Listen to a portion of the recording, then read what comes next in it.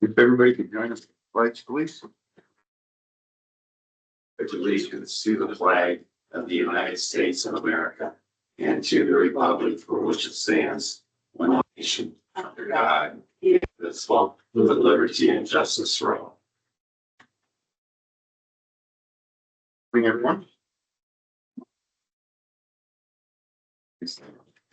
Here I need to approve the agenda as presented. I'll make the motion. Second. Favor? Aye. Aye. Motion to approve the minutes of June 2nd, 2025 regular meeting and the June 3rd, 2025 Veterans Affairs meeting. So moved. Second. All in favor? Aye. Next, we have a motion to approve the appointment of Patti Meyer to the Veterans Affairs General Assistance Administrator, $47,000 per year, effective July 1st, 2025. I'd make that motion. Second. All in favor? Aye. Aye. Improve employee claims filed with the County Auditor for $717.02. I'll make the motion. Second. All in favor? Aye. Aye. Approve monthly report from the recorder's office for $14,000, $14,923 and 86 cents. I'll make the motion. Second. All in favor? Aye. Aye. Next, we have items for discussion. Place on file the following manure management plans. CBL Farms Incorporated, Newton Township, Section 4. Greg Becker, Westburg Township, Section 17. So moved. Second. All in favor? Yeah. I'm gonna bounce down to leadership training. Don, you wanna? Okay, this is through Buchanan County Economic Development, and it is, I think, 8 consecutive half days. Well, not consecutive, but weekly, like it was like 2 months. And so I don't know if this was an expense that we could count as a county expense for our leaders, for our department heads. And also, don't know if so, what are we going to do about the timing? So bring it to the board for discussion and thoughts. I think it's a good program, and I think for supervisory personnel, it would be beneficial. Sure, how we could handle. In my opinion, it would be paid time, but that's my opinion. Welcome in discussion. I'm kind of listening to it then. Trying to make up my mind on it. Keith, did you get a copy of the flyer? Yeah. So it looks like it's September 9th, 11th, 18th, 25th, October 2nd, and October 10th. And the total cost is $450. Morning session runs from 9 to noon and afternoon from 1 to 4.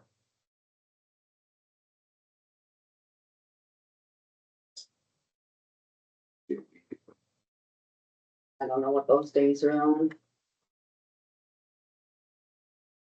It's September 9th, you said? Yep. It's a Tuesday.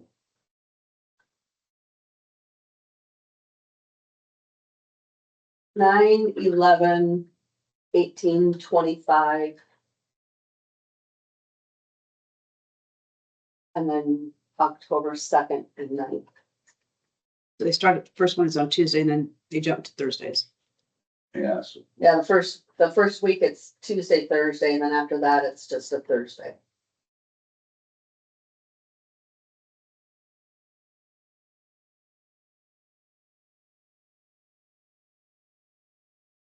I guess if we're gonna do this for just leaders, then or supervisor roles, then it opens it up to having to do this every year. And then are those the individuals that need the training to become leaders?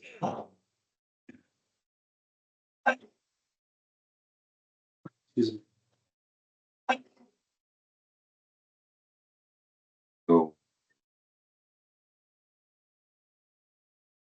You have a suggestion or? Yeah, but it's open. open-ended question. Yeah, just thought-provoking question. And I- Got a thought on that? Well, the other part of that is, if we're supposed to be the people in the community setting an example, then how do we set example for other businesses if we're not doing it, if we're not participating? Fair point. And they've had pretty good response throughout the community for the last couple sessions that they've done.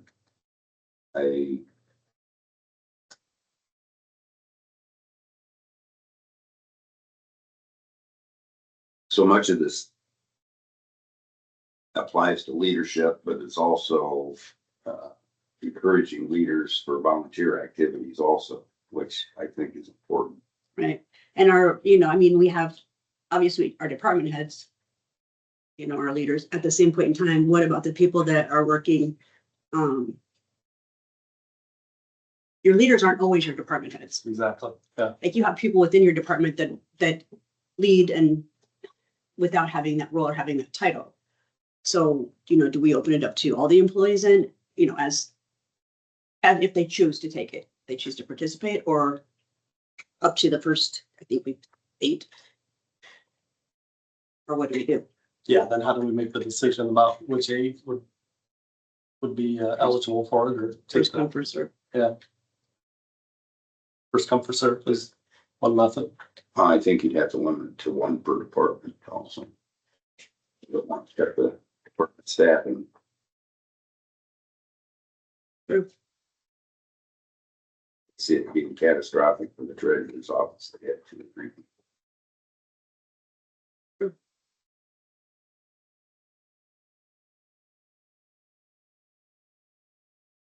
Ryan? Yeah, now, and first of all, it wouldn't pertain to me, of course, because I'm too close to retirement. But you've got to train your leaders. You got to train the people coming up. I think back to, it doesn't matter whether you're in an office of 2 or an office of 200. It's still, you've got to train these people. And I look back at, when I go to the county engineer meetings, a lot of the county engineers spend a tremendous amount of their time dealing with personnel issues and problems. And we got a really good group of people out there. We don't have that issue. But it starts there with the training. Where would the funding come from? Their individual budgets? Are we even allowed to spend money on this? I guess that was one of the questions. Well, what Elizabeth stated last week when we asked her, it's up to the Board of Supervisors to determine if it it falls under a public purpose. Okay. And yes, I it agree would on that, have to yeah. come from each individual department. What line item would this come out of? School of Instruction. Of course. Thank you. And most of them do have that in their budget. And I think most of them probably budget basically for ISAC, or I know like HR has different special trainings they do, and like the jail has specific jail training, corrections training that the individuals have to go to yearly to keep certified. So look, I guess kind of what I'm saying is they strictly just budget for that kind of stuff. This would be an additional, so they would probably have to cut somewhere if they chose to do this. Is this the only leadership training you would allow it to? If they found some other leadership training? Something similar, I think we'd have to approach it on case by case? a, case by case issue. I just know that, this one's been a pretty successful program. Before I pushed out to the department heads or to our employees, I wanted to make sure it was okay with this board first. I'm behind it. Sounds good. Is that a motion? I would say that if you guys determine it's with your motion, make it, you determine it serves a public purpose and leave it up to the department heads on whether or not they would like to attend. Right. Department head and or employee. So one per department. Leave it up to the department head's discretion. 8 employees total throughout the county. All right, I'll make that motion. I'll second it. Favor? Hey,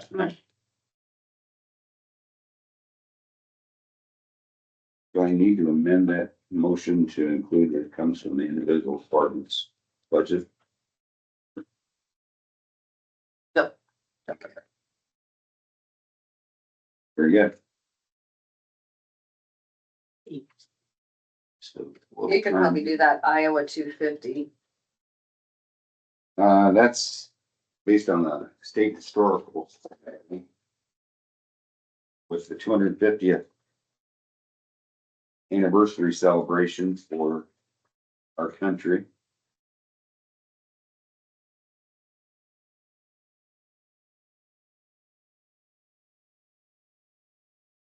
That's kind of buried in there. I was looking for it too. Yeah. Again. Do it again this morning.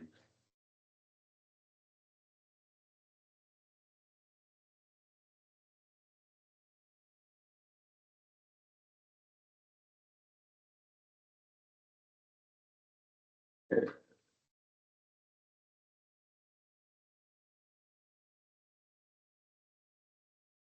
What we received. Miracle celebrates 250th birthday on July 4th, 2026, and we need your county to be part of this. The State Historical Society of Iowa has been appointed the sponsor of Iowa 250, America 250 in the state. As such, we are wanting each county in Iowa to form its own Iowa 250 committee to plan or collaborate events within their county and around the state. An existing group like a historical society or museum might be a good place to start with this. State Historical sees its main duty here to act as a clearinghouse for the counties as events are planned. They will send that information to us and we will get it out into the state and Midwest calendar of events. We also plan to have publications from the America 250 community we can share with them to help with programming. Once your county has a committee designated, please contact Valerie Van Houten at email with the pertinent names so that we can communicate with them. We so much appreciate your work in our county and we want to highlight to the nation what Iowa has to offer. And my comment was that this is pretty much a once in a lifetime opportunity. And I think our county would be missing out if we weren't involved in it. It's a pretty incredible celebration. And with Independence being our county seat, what could be better than to celebrate Independence Day for 250th time? Well, if we're doing it as a whole county, then why don't we get economic development and tourism involved? Well, that's why I was thinking we should form a committee that would work on it. Right? Because you definitely want to have them involved in it. Right, because economic development includes all the mayors. So then that will go out to all the towns and So maybe we ask the three of those organizations to put together a committee. right, So economic development, Tourism. tourism and historical society. let's That'd be tax a our motion. volunteers some more. That's like we'll be volunteering ourselves too. Like to make that a motion. I'll make that a motion. I'll second. All in favor? Hi. Aye. Thank you. So tourism, economic development and historical society. Yes, ma'am.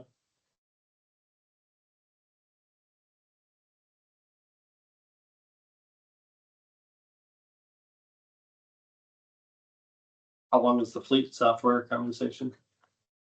Longer than a minute, I'm sure. Oh, yeah. Probably need to grab that clock. Yeah, school. Up there. It's a while thing. It has a ladder. Nice.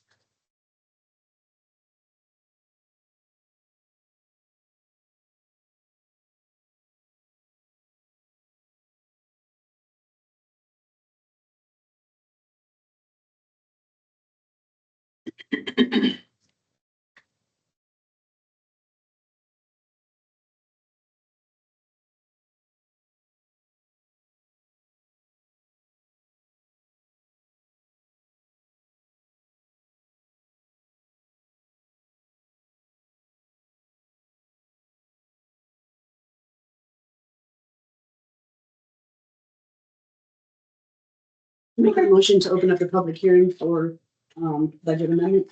Second. Favor? Aye. Aye. We are now in public hearing. Okay, so this information was presented when we set the, public hearing for this amendment. That's actually rather small.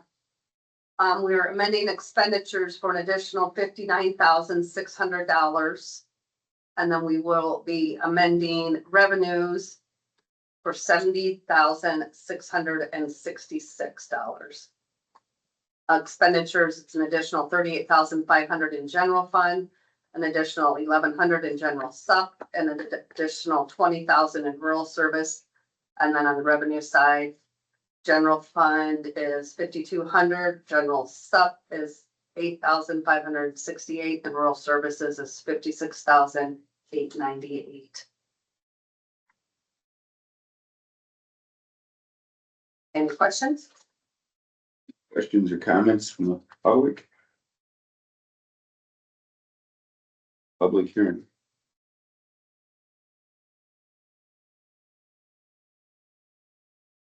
Comments from the board? I don't have any comments. No, thank you. I'll entertain a motion to close the public hearing. So moved. Second. All in favor? Aye. Aye. And I'm gonna need a motion to approve the 2025 budget amendment. So moved. Second. All in favor? Aye. Aye. Thank you. Okay, let's discuss fleet software for secondary roads. We were discussing, I was just looking to see, Jason has a document. at any rate, this, getting the fleet software system. And when we were talking about it briefly last week, I said Janet was strongly in favor of it, but I'll let her voice her opinions on that. At that point in time, Tom hadn't had a chance to really be introduced to it. But we did have a go-to meeting on Thursday. Wasn't remember which day. So how did it look? Did it look like something you'd be able to use? Yeah, seems pretty simple, straightforward to use. Okay. User friendly word. Oh yeah. Pretty user friendly. And there's other things that could go along with that too. Yeah, they have Eventually. eventually. You can use it. There's information in there to track some FEMA things. There's information to track. Back this up, it all started years ago.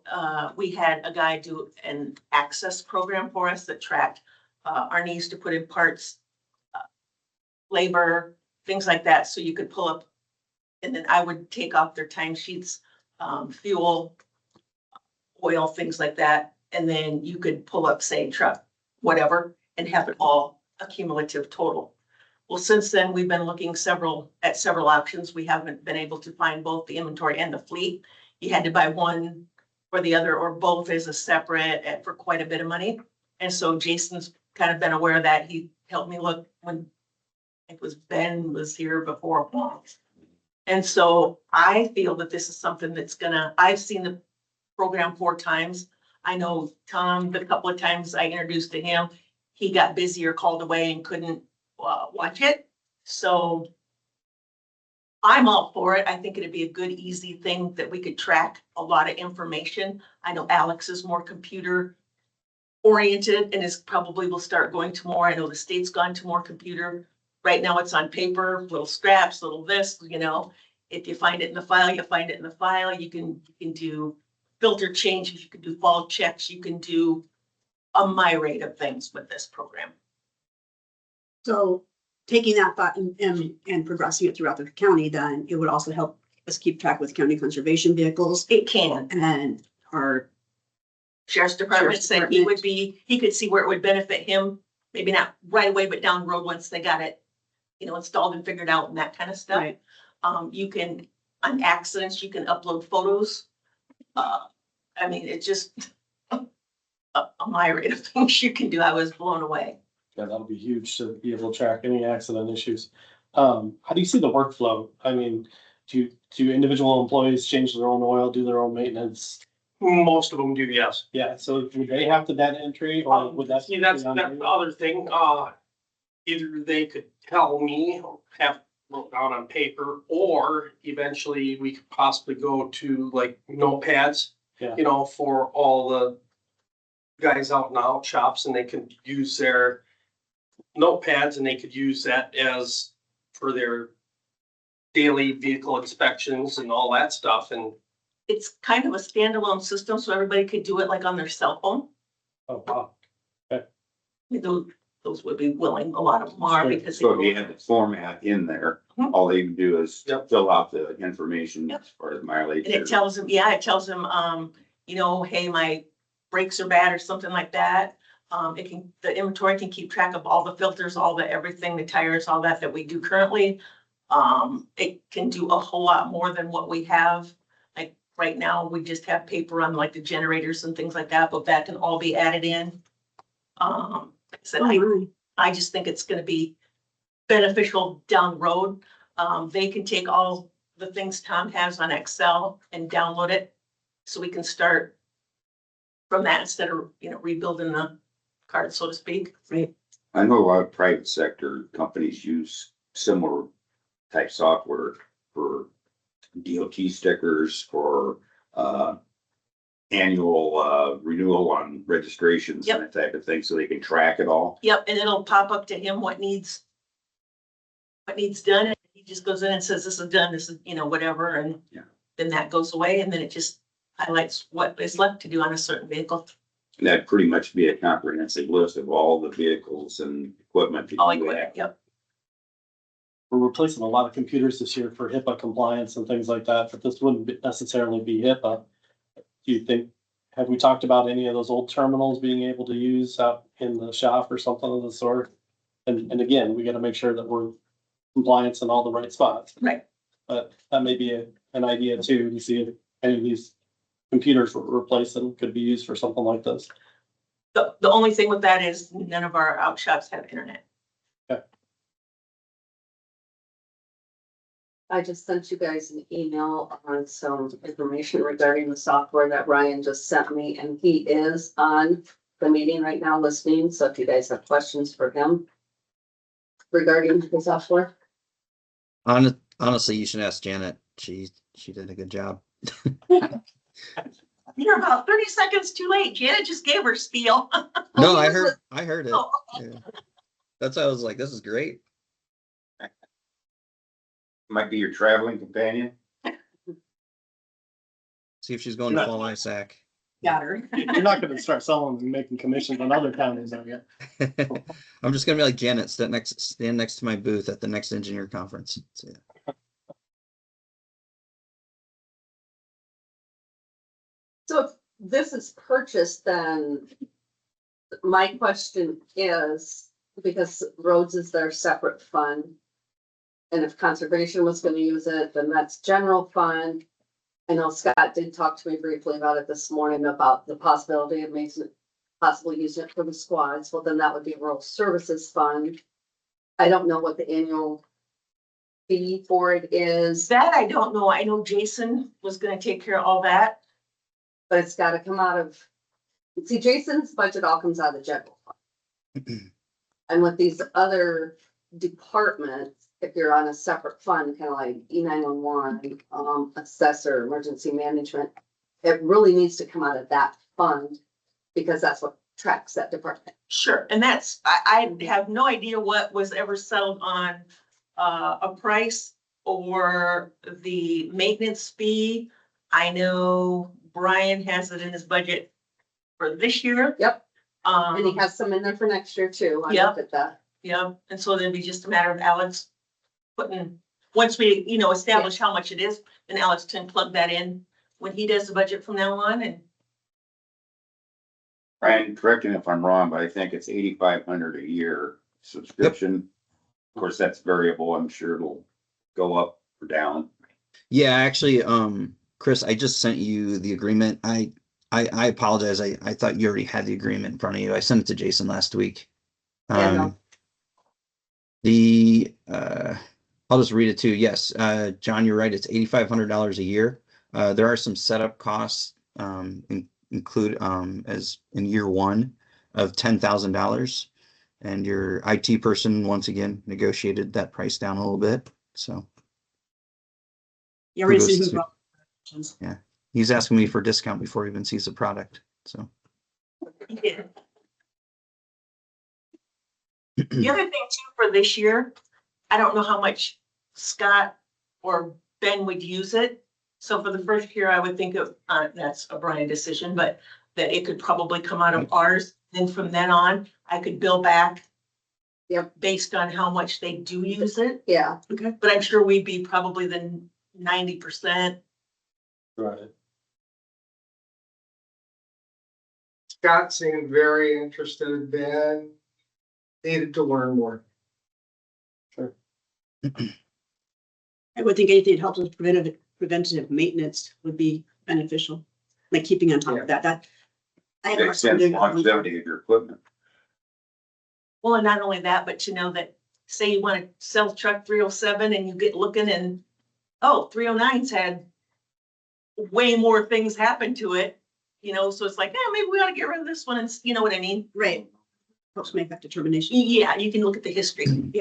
Gives us. My, data to it. my colleague Danielle, who's the lead project manager, who'll be the project manager for this, jumped on multiple calls with Janet.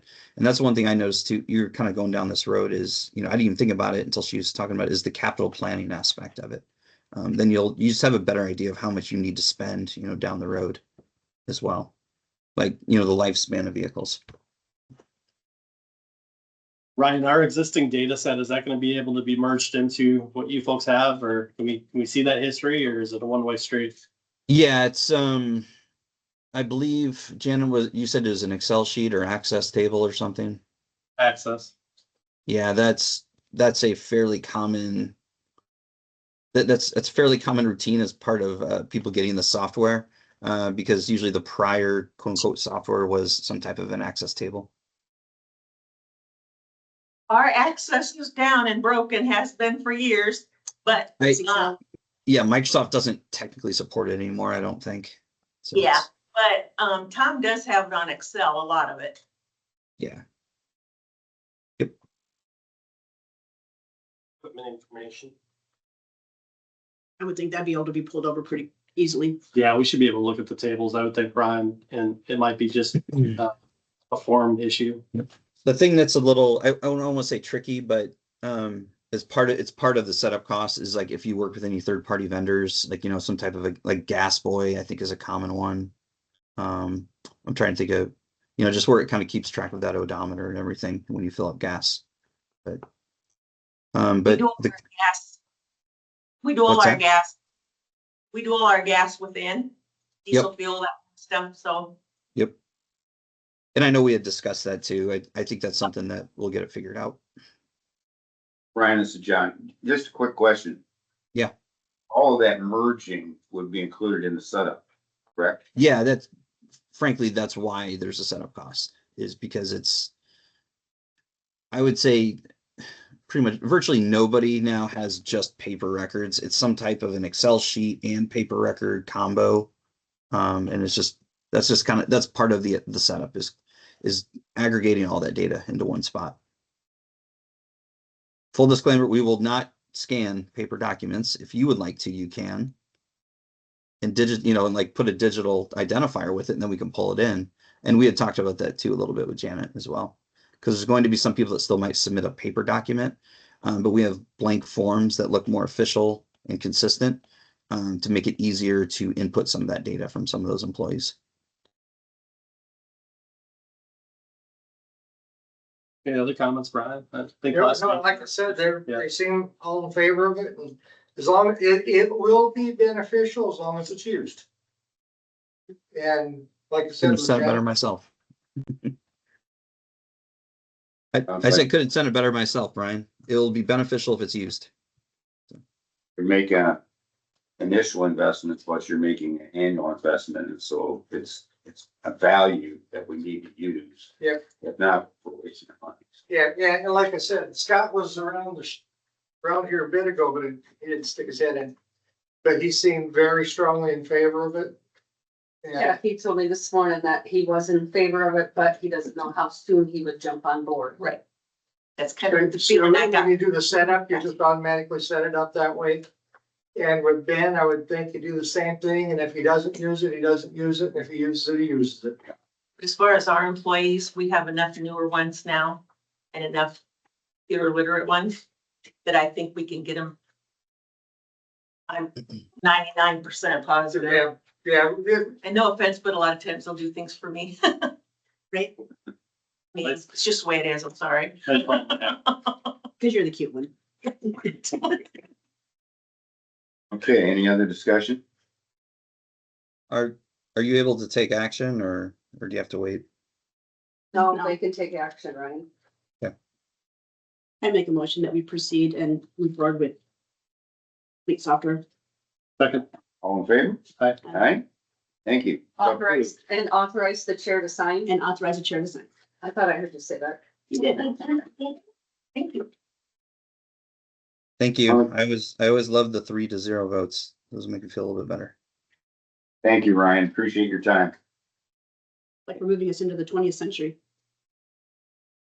Okay, next on the agenda, we meet with Julie Davison regarding ECR MOU and Thank you. office space.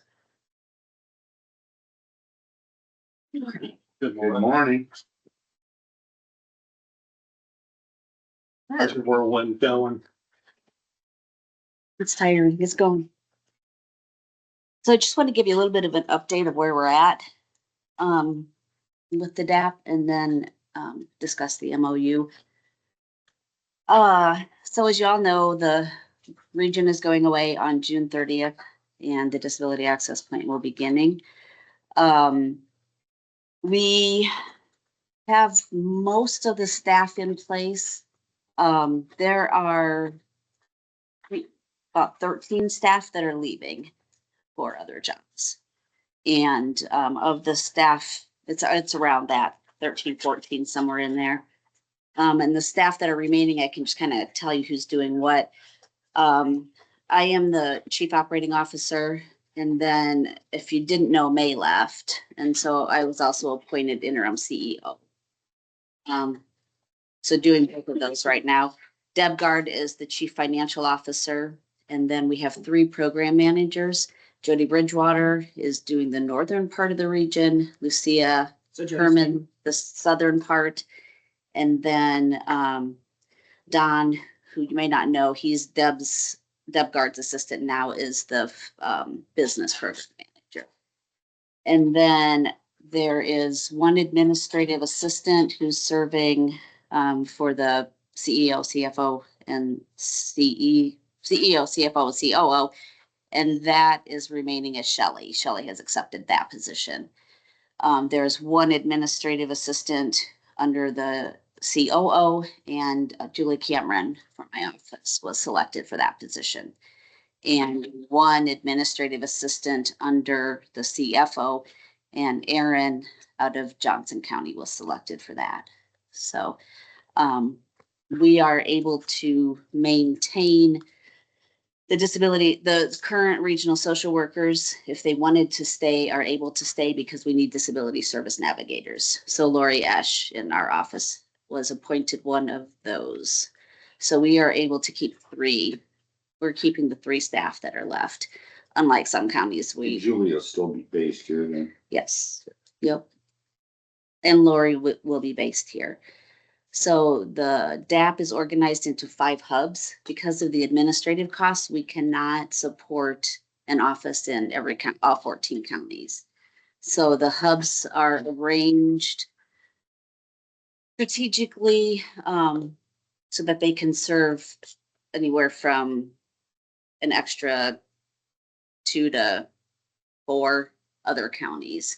So the hubs will be in Buchanan. Out of Buchanan, we will serve Delaware and Blackhawk.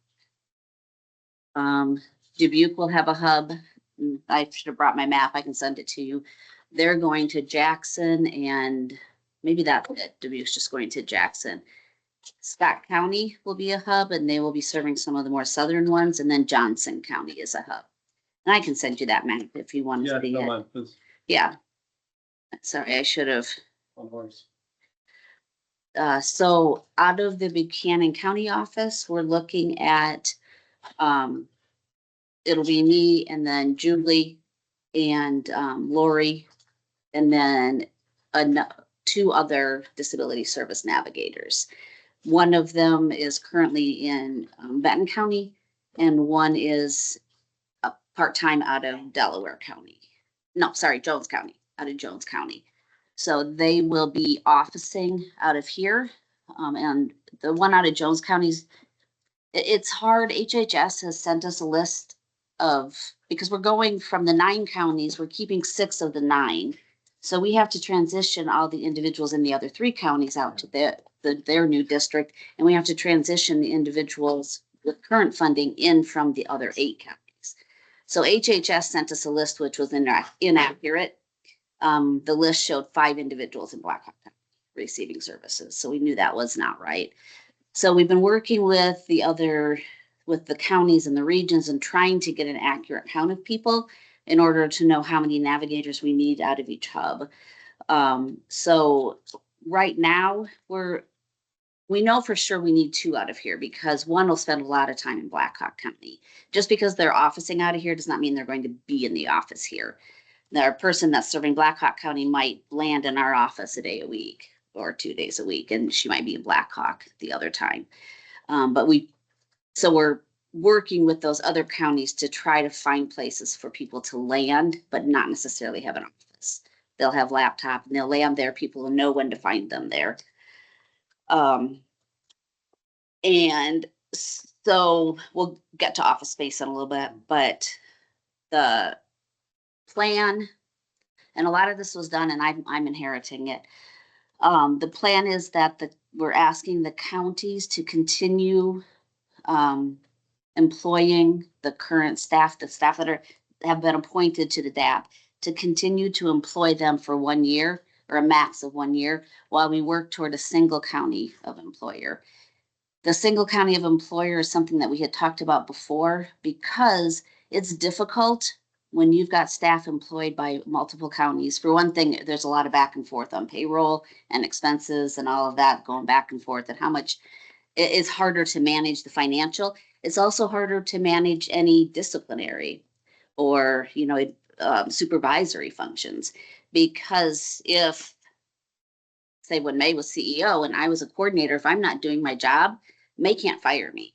Only you guys could fire me. And so it's harder to work toward that accountability when there's multiple counties involved. And it just makes it so much more difficult going back and forth and all of it adds a lot of administrative burden. So the plan this first year is to ask the counties to do basically payroll expenses. Other expenses will be centralized as much as possible. Things like cell phone bills. We're trying to get one cell phone plan. Office supplies. Central will be ordering those because we have to manage the budget for the 14 counties office supplies too. So those will be done through a purchase order and sent to our office. So trying to reduce as much as possible that the county pays and gets reimbursed for, and have it mainly be staff cost. So that's the MOU is to maintain the 3 of us for the next fiscal year. And then office space. So if the county is willing to continue allowing us in that space, we would pay rent. Up to this point, we have paid, it's what Cassie, however you do it determines is our indirect rate. That's what we've paid up to this point. We can look at, we'd have to figure out a way, fair market value, whatever, it's not just the rent if you're willing to allow like janitorial to still come in and things like that. We're working toward getting one computer system and an IT person so that we may not have the IT needs, but it's still there'd still be the maintenance and needs such as that. And the infrastructure that surrounds it. Exactly. So if you're willing to rent that office space to us, then the DAP would pay rent. But we would also need to look at, because we're no longer a community services office, we need to look at reorganizing the office space. Because the confidentiality, Patti, should not be in the middle of where we are providing the mental health and disability services. And we should, I mean, she should not be hearing the conversations on our clients and we should not be on her veterans. And so we would need to look at reorganizing space down there if you're okay with renting to us. The other, and I had a thought on this, the other building we do have that's relatively close is the senior center. So I'm wondering if maybe, and I know that that's also, the veterans have their monthly meeting there. If maybe that might be a better location for Patti in the long run, but I don't know about the infrastructure as far as computer and that kind of stuff. Because there's a whole area in the very back that we could make them clean out and remove all their decorations and turn that into an office space for Patti if we needed to. If we couldn't find a place here, or if the board so chose, thinking that might be a better use for that. It is a large building and that space is pretty much unused at this point. Right. And that is one thing to consider for the disability access point also is that HHS, because so the disability access points are an ADRC, Aging and Disability Resource Center. We are an arm of that. So there's the ADRC and there's the AAAs, which provide for the elderly, and then we provide for the disability services. So HHS is kind of recommending that because we're both ADRC agencies, that we look at even co-locating with AAAs. I don't know what they have there for staff, how often they have that staffed or what room there is, but that might be something to look even for our office at some point if you'd rather rent if there's enough office space and you'd rather rent that location. Fill the office space out. And Missy is there maybe once or twice a week. So Okay. we do have AAA does have office space there. And they're the ones that runs the meal program out of there too. Yeah, and that's where we're looking in Blackhawk. We're looking at co-locating our landing spot at the AAA there. But that's a larger than what ours is here. But I don't think that would occur by July 1st. I've not been in those offices, but just something to think about. I know this is way out of your hands. But creating the disability access point in, say, Independence, Iowa, to serve Blackhawk County and Delaware County doesn't seem to be very disability access enabling, Mhm. which to me is ludicrous, but So that's why we will have staff going to those counties. They will not be there full time. so people that have an issue are gonna have to call in and request somebody. Now, we will post office hours in those counties, so we will have somebody at the Blackhawk County office some certain days. There will not be somebody there every day. There's not the money to support a full-time person in every county. And the administrative costs are just not there to be able to support an office everywhere. So that's why we're looking at some natural places we can land people. Like at the AAA, I think they're charging us $90 or something because it won't be a permanent office. It'll be, and I think we're going to kind of trade office space, like maybe they'll let us be there and then we will let one of their people be in a county where they don't have office space, like work out of our office. But you're right, there will not be the number of people there that there are now. The other thing to remember is there is also the other arm of this, which is the ASO, the Administrative Service Organization, that part of it, which is Iowa PCA, the other grant that we bid for and didn't get awarded. They will also have service coordinators. We don't know, they're in the process of trying to hire. We don't know where they'll be located, if they'll be local, but they will be serving our area also. They want us to have brightly lit front doors, so we're trying to do that within the confines of what we have for staffing and for office space. And it's- Didn't we just put lights up? Didn't we just have put lights up? that's the terminology they're using to make sure that everybody knows how to access us, make sure that we have brightly lit front doors, us and the AAAs, so that people know where to go for help.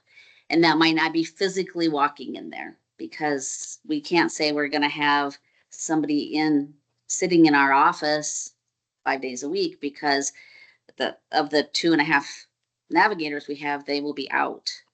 you know, like spending time in Blackhawk, spending time in Delaware and seeing people in their homes and workplaces or, you know, wherever they are going to meet with people. How are the offices partitioned down there again? So we have 3 sections. In the first section, we have 3 offices and a conference room. In the middle section, we have 2 offices and a kind of an open area. In the back section, we have 2 offices. So my thought was if we could, I think we could have 2 of our, we call them DSNs, Disability Services Navigators. We could have 2 share an office space, I think, because they won't be here that much. If we did that, I think we could partition off some of that back section where my office is now located for Veterans Affairs, if that's what you want to do. Did you want them to walk, veterans to walk all the way through everybody's office to get to? That way No. they could use that. So we have 3 doors. There's 3 doors in. There's 1 door in each section. Oh, okay, so we could use. You just never notice those doors because they sit back a little bit and they're frosted glass on them and it says don't enter or something. So there would be an outside entrance into that. So that Okay. office would be at the south, further south. Yeah. Yeah, I think that makes a lot of sense. Now, we were always told because of security reasons not to open those doors, but I think that was when we had offices there. But if we could, so back in that area, there's an office and then there's kind of just an open area where we have some file cabinets now, and then there's another office.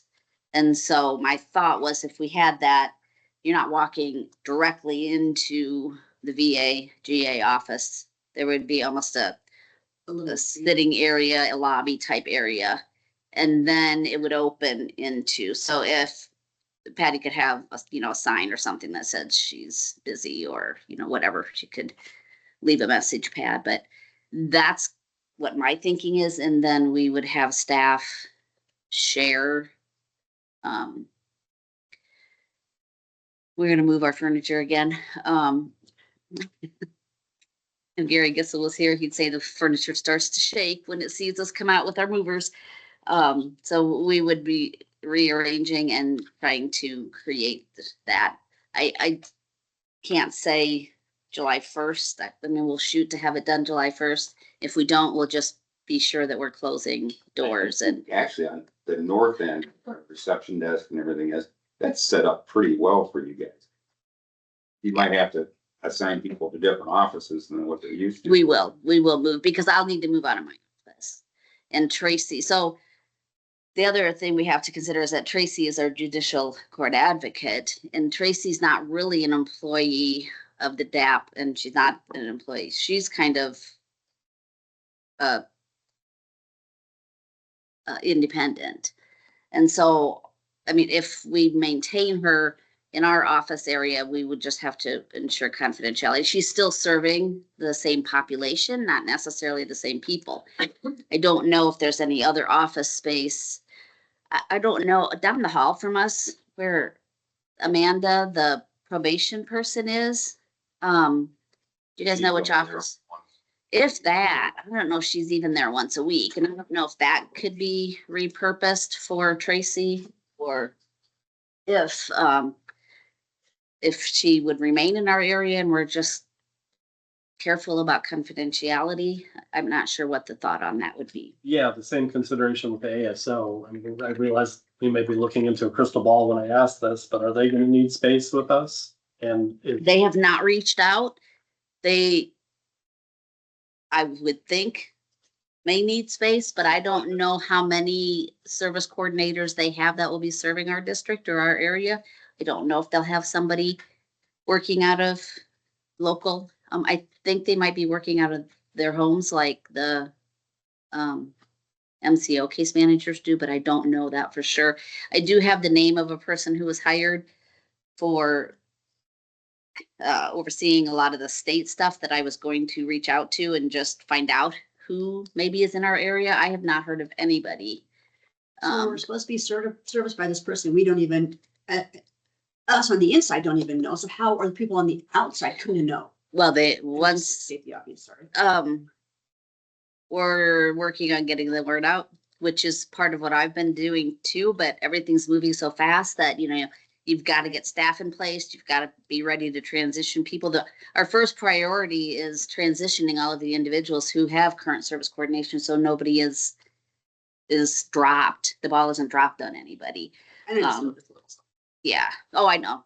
So if you were able to reorganize your area down there, how many additional people from ASO could we accommodate, or None. would we at all? Okay. Not if we put the VA in that far south area, we would have all of the offices full. And I wanted to allow for a conference room because people will need to be meeting. We will need to have team meetings and things. Unless we don't allow for a conference room, and if we have a meeting, we'd have to check out something. But people walk in and you want to have a place. We don't want to have to call public health and say, hey, can we come use conference room or the assembly room or whatever. There isn't the conference room in north end. There is. It's Yeah. just if we Generally were, available. right, But if we were trying to be able to rearrange to accommodate like ASO people, we'd have to remove that conference room. Yeah. So we would not have additional room. The way. Now, could they land in our conference room one day a week? Sure. We could do that. I mean, we did that with Foundation 2, landed in our conference room one day a week because they were providing some service coordination. We could do something like that with the ASOs to be good partners, but. So I don't know if possible, I would like the MOU, if you're willing to approve the MOU, the office space, if you want to come visit, come take a look. If you think you're ready to make a decision. The one thing we would have to look at is there is no door between those, so the northern 2 sections and that back section, there's no door there. So we would have to either wall it or find a door for. I think we just got rid of all the stores. Did you really? Don't say that. Hey, we asked around and nobody knew where they went to. We went to Well, that was different. yesterday. I don't know if anybody asked us about doors, but yeah, we're missing a door. There's a lot of places. We had a lot of doors here that nobody knew. I think we could. Been up there for 20 some years. Yeah, I don't know if it's a standard size. I'm guessing it's a standard size door. What, those offices, the old offices upstairs probably have doors, don't they? Oh, yeah. Yeah. So if that's the one thing we'd have to do, I think as long as we have a door, and we keep it locked, or we just Closet know. up there I think we hold out 13 doors. Oh my. I guess I should have gone door hunting. big, heavy. Yeah, too bad we helped, I mean. You know, it wasn't we could something repurpose that, them, But we, as general rule, we have nothing. No use to repurpose anything. I'll bet there's a door upstairs somewhere that I can go hunt down. If not, we'll get creative and figure out something. There's several doors that are in use up there, but aren't in use. I mean, Yeah. they wouldn't be missed. Because isn't there that whole section where the office is? I don't know if Okay. those are still locked, Okay. yeah. Back to if you do agree to the MOU, the funds will be prepaid every month, Chris, instead of every quarter. Okay, so if this all goes into effect July 1, The first payment, we can't make the first payment until July 1. So we make 2 payments at that point in time for July and August? No, August would be before August. I'll tell you about the financial situation. The HHS was not going to give us any startup funds. And they didn't. We have to return everything from the region. Any funds left from the region goes back to HHS. HHS did not plan to give us any startup funds. They are viewing us more as a provider. So we provide the service and then we get the funds. They did agree if we met, so we had to meet, they call them performance measures. And so I just finalized the second performance measure a week ago, maybe. And they accepted the transition plan. I think it's like a 26-page transition plan. They accepted that. And so they're giving us our second round of money. So we will not be in a financial situation to be able to prepay quarterly because of the way the finances are working. And then we bill so they did allow some startup, and then we will bill every month for the services that we provided the previous month. So then our cash flow will start. And we do have the upfront. So down the road, we can maybe switch to quarterly. The first few months or the first year, probably it'll be monthly. How prompt are the people that you bill paying? HHS, it's HHS that we're billing. It seems like it's been pretty prompt. I mean, that they were the ones giving us the funds over the last few years too. Yeah, just a little bit different. They're not just giving us a quarterly funds. They're doing it based upon the performance, our performance that month, that based upon the services we provide, then they'll reimburse us for those. So we have the startup. The other thing, once they figure out the plan, we will be doing a Medicaid administrative claiming, which means we will be billing Medicaid for the services for certain services that our disability services navigators perform, similar to how we used to bill case management. Were you around when we did case management? Yeah. So then we will be getting some revenue through Medicaid, but I think it goes from Medicaid to the state, but that will increase our revenues. And so after the first year, we should be more financially solvent, but we will prepay. I mean, our priority has to be to prepay for the staff. Guess I'm gonna throw this out there. I don't know. You guys got a money tree hiding somewhere? I mean, there's $0 in the budget for this. There was an inquiry from, was it Benton County? Jones County. Was it Jones County? The employer of record one. And my other question is, in all 99 counties across the state are the same way. Do we take this out of the general fund? Do we stay with the mental health fund? We have absolutely no guidance. And I think about paying the staff right now, that first pay period, July 11th. We have nothing. Well, We would have something. She would make sure that we have something. but part of that is going to be June payroll. So there's money left from the region for, I that would be like, that would be most of it, right? The way the pay. about Because if the pay is on the 11th, it would have been, 1 month of July and, or, 1 week I of mean, July? 1 week. Yeah. So 4 days of July and 6 days of June. And who determines the salaries? I mean, in the past, the Board of Supervisors always determined the salaries of the staff. And John and I each got an email from Deb Guard this morning, and they've already approved Julie's salary. Well, you folks had nothing to do with that. Right. So are they approving all the other ones?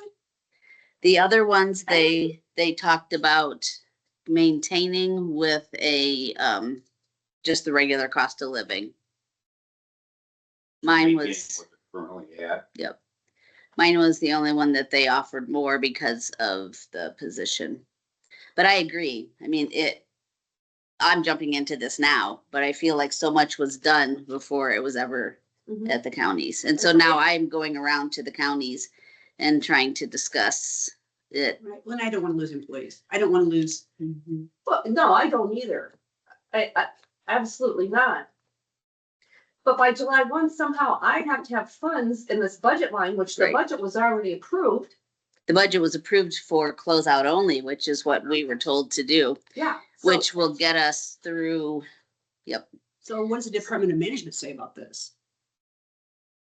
We've got nothing. I wasn't involved in those early discussions. They probably aren't either. No, I don't know. I can talk to Deb about, because I know every county, I think Lynn County did budget.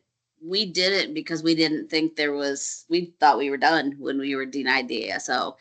We didn't think they would divide up like they did. The disability access points. The way it looked, it was going to be one entity for the entire state. And we honestly didn't think it would be us. And so I think that's why they told us to. So if we move forward with this, then we would have to do a budget amendment for Immediately, the whole thing. we're going to have to do a quick budget amendment because we didn't budget. Nothing. I love how the state throws this stuff at us. Well, and I think the board signed, I don't remember when did the governing board sign? It was like May Yeah. when they agreed for us to do it. Yeah, they didn't give, they're like, okay, we're gonna sign this and we're gonna give you about 6 weeks to do your startup. Have fun. And they wanted the counties to, And that's how we want it run. That's kind of. And originally for the closeout, we were just gonna fund it through, was it November? no. No, So This year? so Julie Cameron will be fully funded still by the region through. So Julie is doing regional closeout in July and August, I believe. So that money has been sent for Julie's salaries for those 2 months. Because she's doing regional closeout, so she will not be pulling from the disability access money until she's done with regional closeout. And that leaves the other two, leaves Lori and me, and we had the region sent, and this is the other thing too, Chris, the region sent the money for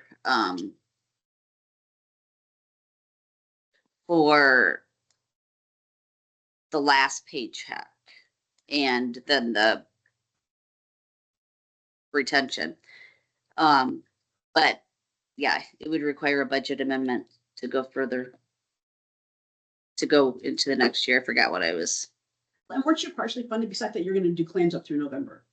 Were you? I was not funded for that. Julie was. Okay. Deb Guard was taking over the claims because they wanted to keep it as few staff as possible. It wouldn't have made sense for me to stay on because I'd be working, I wouldn't stay on for that part-time when we thought everybody was leaving. So Deb Guard was taking it. Julie was gonna stay on those 2 extra months. I mean, but this is money that we will get refunded. So it means it's passed through, but still. we gotta have it before and pay it. Right. I don't see the process getting any better the longer we wait, so. I think there will be regional funds left more than what we will spend with Rochelle leaving. That the money will be there in the MHDD fund, but we have to keep track of what goes back to, but we don't have budget authority to spend out of. It's a mess. And I guess my biggest thing is, quite obviously, we have to do a budget amendment. What do I use for general ledger numbers? Do we have to recreate the wheel like we did a few years ago? Can we still track them under the mental health I would fund? still track them under the mental health fund. I'll double check with Deb. But here comes the other thing. So if Julie's being paid by the region for 2 months, is that what you said? Okay, so those are all coming out of that fund. Right. And if we start July paying up the debt out of that same fund, how are we How do you going keep to track of separate it? those? Basically manually, I'm gonna have to do a spreadsheet. Can we use project codes or can we, like the last 2? Let me ask Deb for sure on the GL because they honestly, and most of that stuff was all done before I'm jumping in trying to learn everything right now. Then I gotta have a budget. I gotta Yes. have a budget in. Because going forward, if there's no budget in, everything's gonna throw out error messages that I can't use this line item because there's no money. First things first, decide on the MOU and then work on the funding piece. I'll find out what GL they're recommending to use. Then check with Deb right after. Right. I know it's all moving so fast and it's all, It's just a cluster. and there was no way to get something else in place by July 1st, which is why, but I haven't heard any discussion about which GL numbers to use, Chris. Or fund or anything. Mhm. I mean, if they tell us we have to use the general fund, what's that gonna do next year when we do budgets? Cause we're already extremely tight and limited on that. But the Well, revenues it doesn't matter if the revenues come in. I mean, like the revenues will match the expenditures. After the fact, though, I think it's your point. Well, they will be pre-funded. We should be getting paid before we have to spend on July 11th, What about before that We're first getting check. paid for the whole year? No, or for a they- month, Yeah. right? the Every month. expenditures- The expenditures aren't gonna be prepaid though, sure. Which expenditures? You said that you would have Yes. to submit expenditures. That would just be. So they're supposed to be, but like giving us a startup fund is what they're supposed to be doing. Right. So every month, so the beginning of July and then before the first of the month, the county should receive funds to cover that month's expenses. So the county would not pay it and then get reimbursed. The county will have the money to begin with. The problem is there's no budget to spend out of because we budgeted for And how does closeout the only. state know what our monthly expenses are gonna be? We have how many employees that we don't even have a salary set yet? The state doesn't know anything. The DAP sets the budget. So the Yeah. state has said we have Like this their amount health of money, insurance benefits. right? They don't have any idea. No. So Deb and May worked on the budget, and determined, well, it's like every year, we don't know how much the health insurance is. So they looked at what our current expenses were, Mhm. and that's how they determined the budget. From my understanding. Cause I came into it, I don't know, a month and a half ago, something before that. And I don't wanna sound like I'm negative and against No. this. I'm thrilled that these employees get to stay. But there's a lot unknown. But a lot unknown and Yep. what's dumped on me in the next 2 weeks to try and get this figured out. And I know what you've been going through and the hours that you have put in. It's insane. And how are we gonna fund this? Well, and I have a concern. A lot of the vendors we deal with have terms on how soon we have to pay our bills. If not, you pay a surcharge. Mhm. And if we have to have you submit it to the state for reimbursement, We won't be submitting things like that to the state for reimbursement, It's so. not claims like what you're thinking, too, sorry. Yeah. Yeah. that was my concern. So- Okay. We won't be, no. So I honestly, I'm trying to think of how, because I didn't worry about this part of it, but we're not submitting individual things to the state for payment. We are getting money up front when we meet the performance measures. And then beginning after our service coordinators serve people the first month, then we bill and then more revenue comes in. So we have revenue already. We have checks sitting in a safe to be deposited because we're switching fiscal agents. So there's revenue up front. So the claims will be paid still, well, so if there's office supplies purchased, we won't pay that at the county level. That'll be paid at the DAP level. So it's mainly just salary benefits. Salary benefits is Okay. all. So, but that's doable. I like the thought, I like the thought of getting rent off some of our space. It's- Which the region has paid that, rent and costs. Right. I think it's about 29,000, I think is what it's been for, and that comes off of the CASI report. We'll have less space, fewer people now, than what we had before, and I don't know how you'll calculate the rent. Somehow figure out the office space, the utilities that's and sort of footage. Right. what about the vehicles? Okay, so This this, sign, I wanna be out of here by 10:20, just so you know. I'll go fast. Is that going- So That's fine. the assets, so up to this point, the region always said that they did not want to have assets. That was agreed upon. The counties would hold the assets. Basically, the region owned them because the region paid for them. With the DAP, and because some counties are closing, what the decision was made and the governing board approved this, was made for the assets to become, DAP assets versus county assets. So for us, it really doesn't make a lot of difference except the vehicles, because our desks are staying here, our, everything's staying here. If we were not a hub, then the DAP would ask, we'd like some of those assets to be used. We need furniture in Scott County. And because the region paid for those funds, can we take those desks to Scott County?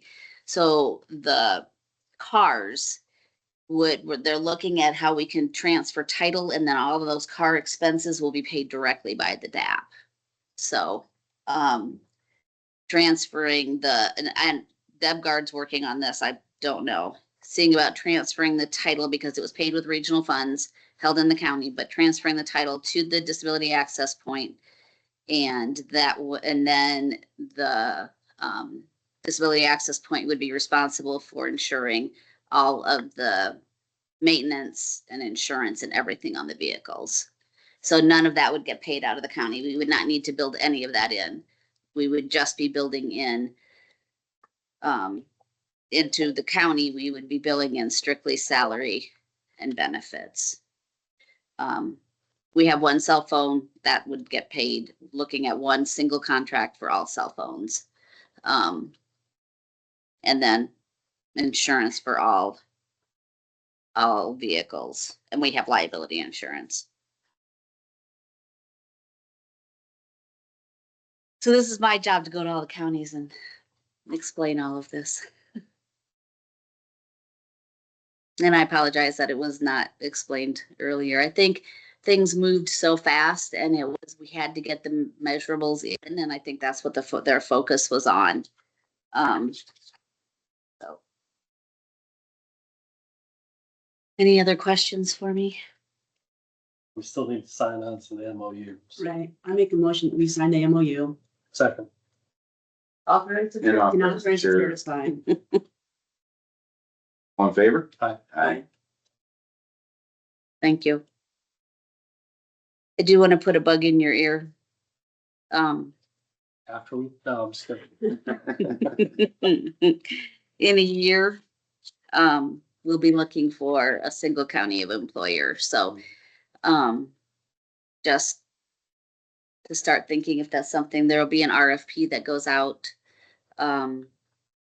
I have requested the RFP from another region.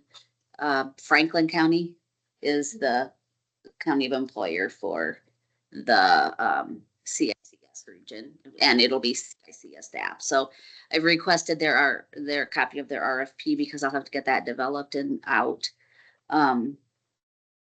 One county that is debating whether they're going to sign the MOU, well, I guess you already know, Jones County sent that, would like it to occur faster than a year. So I've requested that, and you guys can just think about whether that's something you would even consider as a potential. There would be payment to go with There'll be some revenue stream along with that. Yep. And, I'll find out more. I don't know enough now to even answer any questions, but just to put a bug in your ear, to start thinking along. The other thing that RFP will be put out is for fiscal agent. Right now, Lynn County agreed to do it.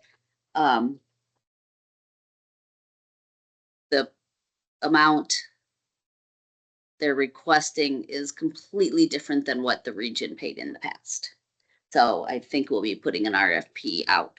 It was Johnson County decided they wanted to be done after the region. And so it was a matter of Lynn County had offered to take on some additional things. So, but I believe that RFP will be coming.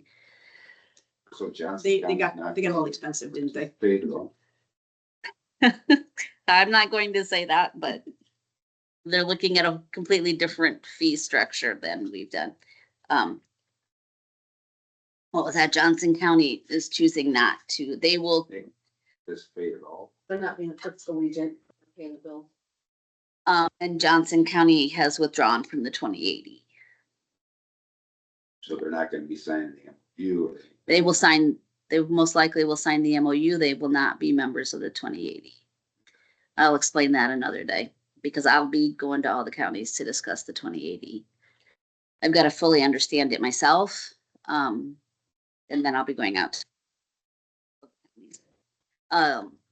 John, you'll be getting an email from me probably today inviting you to a meeting, you or a representative. I'm guessing it'll go to you too, Don, since you're the region representative.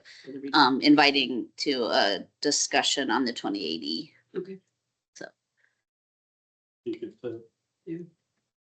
Any other questions for me? And what do you guys think about office space? Do you want us to go ahead and start moving in that direction? Go find a door? Can I steal a door from upstairs? Absolutely. Yep. If it'll fit. Everything else. I'll ask Lyle. Take measure. Wow. We'll see if Lyle could find us a door. So you're good with the arrangement of, I think so. okay. Uh, I know, I guess we kind of talked about this briefly anyway, so it makes sense. But and Patty's got to have a space, yes, and you guys have to be separate. and she felt that the veterans, just like the people with mental health and disability services know to come here, she felt the veterans have known to come to the courthouse, that if we can maintain it here would be good. We'll just have to put signing on the door so that Yes, that's what they're, yes. doorway they go. And then would that be all reimbursable from DAP, or is that gonna be a county expenditure? Which one? The remodel, fixing the doors, signage? Creating- all that? Well, the door, we'll just go get a door. The signage, the VA has, well, that 10,000 that runs through, Mhm. we can use that for that. It's revenue that comes into the county. And I. Cole asked about that again, Chris. Yeah, Yeah, signage isn't very expensive. And then we'll have to pay, the DAP will reimburse for signage for us because we'll have to take off what we have now. Yeah, Cole asked about keeping that 10,000 separate so it doesn't, again, so it doesn't get mixed in with county because we can't use it to supplant. that's right. I know, but just so you know, it'll come up again. Every year. Yep. That comes up. But this is my last time of bringing it up to you. So. Any other questions? All right, thanks. Best wishes for smooth transition. Yeah, thank you. Thanks, Julie. Thank you, guys.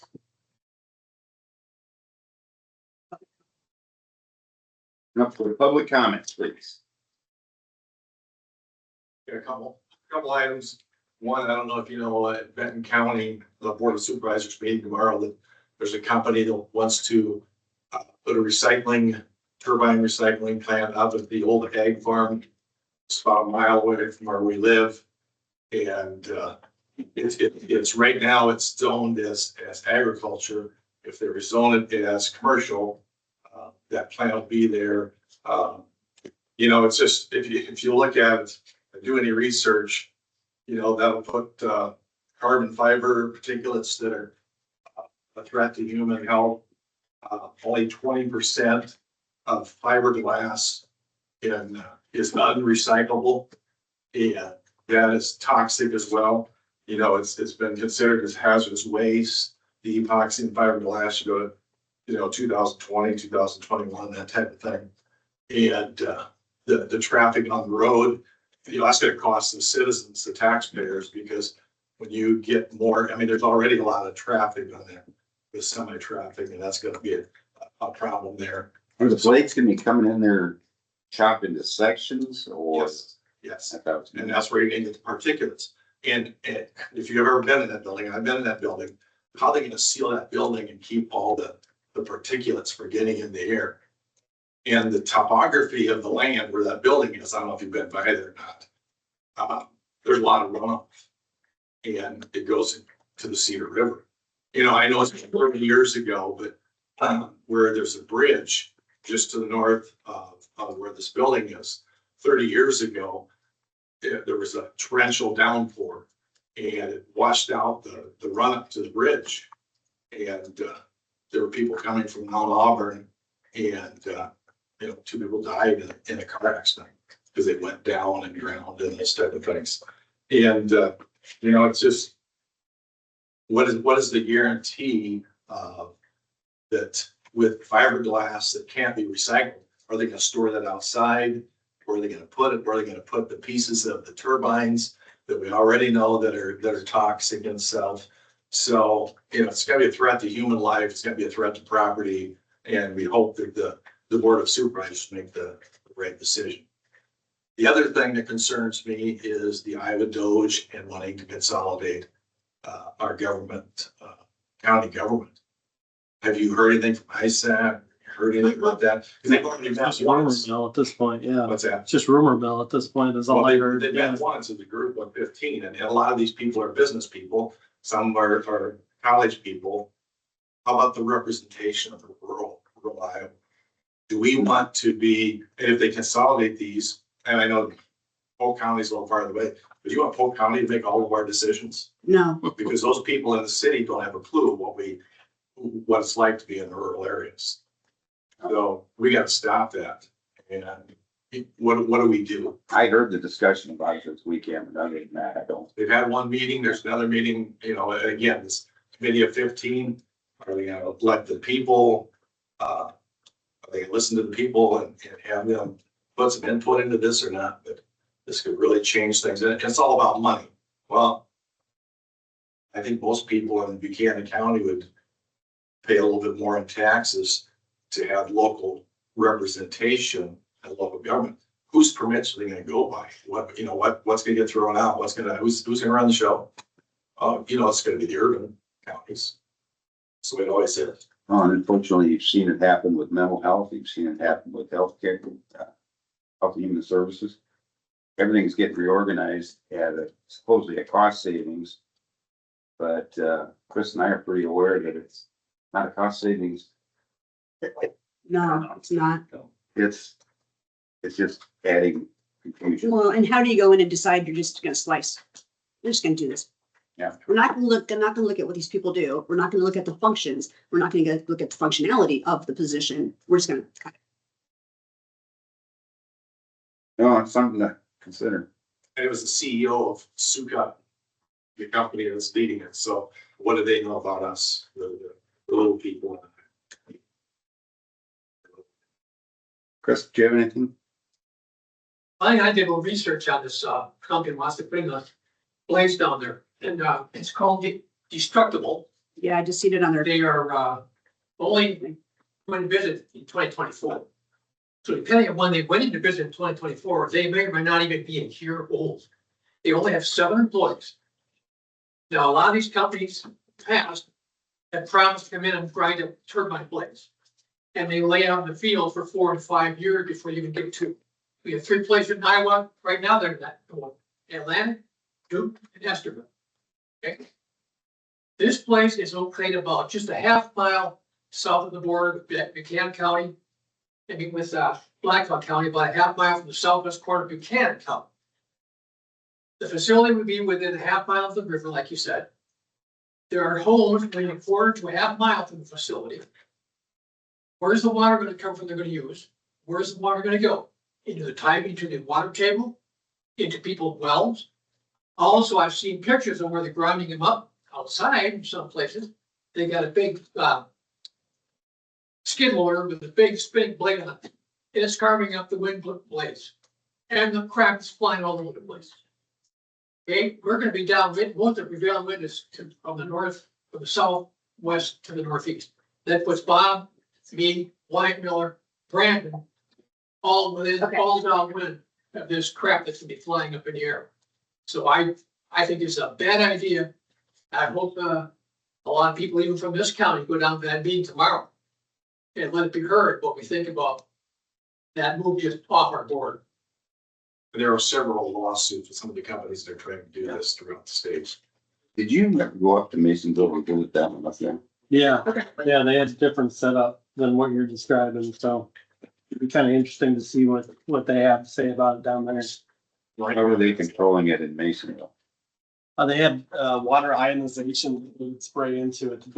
Did you see anything like that at that other facility? What's that? Water ionization? Did you see them spraying anything with water? No, I don't get it. Did it put it right? Durango's got one, and I think, I'm not sure if that's the big fire they had a couple of years ago, that was all in the same facility. Yeah.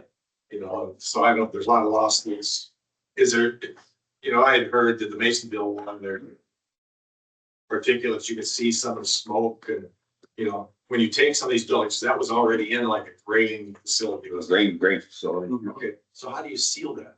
And where does that go? And even the ventilation for the workers. I mean, you can look at videos, you can look at videos from Australia and the things that they're doing, but you know, anytime you cut and chop and those type of things, there's dust particles and it's not healthy. And how often do we do things in the United States that we realize 10, 15 years later that these people are having a high rate of cancer because, well, we never thought of that. That's why OSHA came out with all those regulations on concrete sawing and everything else. I got that all the dust control. But the other thing we heard too, that they're putting in concrete, it's not adhering as well to the concrete they thought it was going to be. It's not working out as well as they hoped. Fiberglass, additive to concrete. Yeah, I think there's still research trying to get ready to go on it, and I would say you're really gonna wait 5 years before you have an answer.